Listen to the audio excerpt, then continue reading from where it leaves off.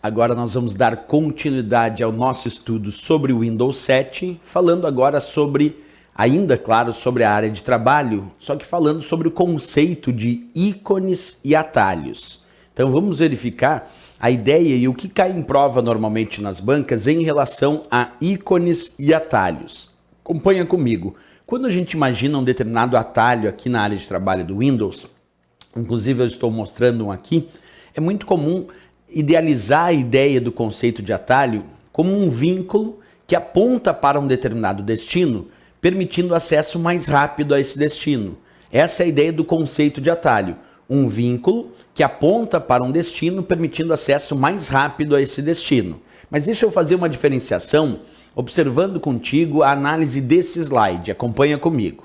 Aqui eu mostro duas situações que podem aparecer na área de trabalho, das quais tu consegue diferenciar quando um ícone de fato é um atalho. Vamos observar isso. Aqui eu tenho um ícone dizendo dicas de estudo.docx. E aqui eu tenho um outro ícone dizendo Mozilla Firefox. Percebe? Os dois são considerados ícones. Por quê, professor? Porque ícone vem de iconografia. É um símbolo que representa uma ideia, um símbolo gráfico que representa uma ideia. Aqui eu tenho um símbolo gráfico representando uma ideia, nesse caso um exemplo de um arquivo .docx do Word, e aqui eu tenho um outro ícone representando um programa chamado Mozilla Firefox, que é um navegador, programa usado para acessar as páginas da web. Então nos dois casos são ícones. Só que observa, esse que diz dicas de estudo.docx é somente um ícone, mas não é um atalho. Isso porque ele está representando o próprio arquivo dicas de estudo.docx que está armazenado lá na área de trabalho do meu computador, numa pasta chamada desktop. Portanto, esse não é um atalho que me leva ao arquivo dicas de estudo.docx. Não, ele é um ícone representando o próprio arquivo dicas de estudo.docx que está armazenado na área de trabalho, como eu disse, na pasta desktop do meu computador. Então esse não é um atalho que me leva a um destino permitindo um acesso mais rápido. Não, esse é o próprio ícone representando esse arquivo. Agora, aqui eu tenho um ícone que não é o próprio arquivo executável que dá início ao programa Mozilla Firefox. Não, esse é um atalho que está vinculado a um destino. Esse atalho está vinculado ao arquivo executável que dá início ao programa chamado Mozilla Firefox e que está armazenado numa outra pasta do meu computador.